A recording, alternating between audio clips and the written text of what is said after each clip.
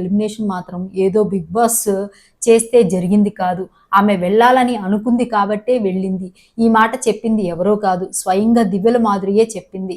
అంతేకాదు, నేను ఇప్పటికీ హౌస్‌లో ఉండాలన్నా ఉండగలను అంటూ అంత ధీమాగా చెప్తుంటే Bigg Boss nomination, elimination, voting ఇదంతా పెద్ద డ్రామా కాకపోతే ఏంటి?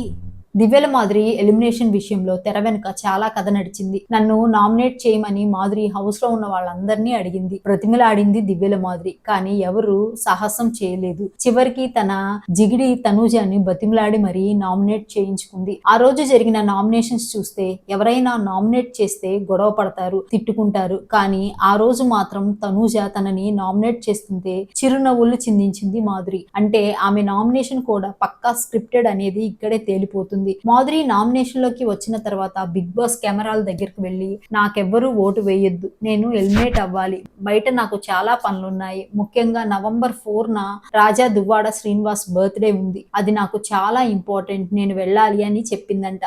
ఆ ఫుటేజ్ మొత్తం బిగ్ బాస్ చూపించలేదు. ఆ తర్వాత మళ్ళీ హౌస్ మేట్స్ తో కూడా ఇదే చెప్పిందంట మాధురి. తనకి ఓట్లేయొద్దని చెప్పమని బ్రతిమలాడిందంట. బయట నుంచి వచ్చిన శ్రీజ అయితే బిగ్ బాస్ కెమెరాల దగ్గరికి వెళ్లి మాధురికి ఓట్లేయొద్దని కూడా చెప్పిందంట. ఈ విషయాన్ని శ్రీజానే స్వయంగా చెప్పింది. ఇవేవి లైవ్ ఎపిసోడ్ లో గానీ మెయిన్ ఎపిసోడ్ లో కానీ చూపించలేదు. అంతేకాదు, బిగ్ బాస్ వాళ్ళు ఆమెని కంటెస్టెంట్ గా రమ్మని పిలిచినప్పుడు మొదట రిజెక్ట్ చేసింది మాధురి. ఆ తర్వాత రెమ్యునరేషన్ పెంచి ఆమెకి బంపర్ ఆఫర్లు ఇచ్చారు. మీకు ఇష్టం ఉన్నప్పుడు రావచ్చు, వద్దనుకున్నప్పుడు పోవచ్చు, మీరు ఎలా ఉండాలంటే అలా ఉండొచ్చు అంటూ చాలానే ఆఫర్లు ఇచ్చారట.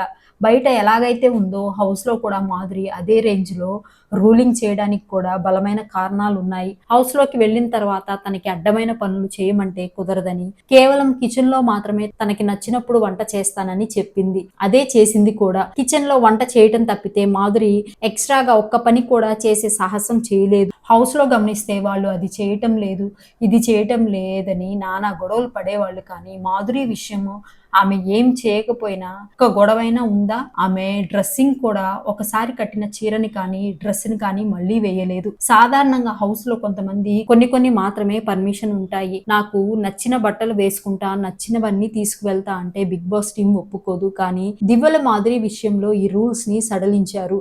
ఆమెకి నచ్చినన్ని బట్టల్ని ఇచ్చి పంపించారు. బయట మీరు తోపులు కావచ్చు, కానీ ఇక్కడ కాదు అని నాగార్జున ఏదో బిల్డప్ డైలాగ్ కొట్టారు. కానీ ఆ విషయంలో మాత్రం దివ్యల మాధురి తోపే. బిగ్ బాస్ ఆడియన్స్ బయటకు పంపిస్తే ఆమె బయటకు రాలేదు. ఆమె వెళ్ళిపోవాలన్నప్పుడు వెళ్ళింది, రావాలనుకున్నప్పుడు వచ్చింది. ఇంకా షాకింగ్ న్యూస్ ఏమంటే తను మళ్ళీ వెళ్ళాలనుకుంటే వెళ్ళగలను అని కూడా చెప్తుందంటే మీరే ఆలోచించండి.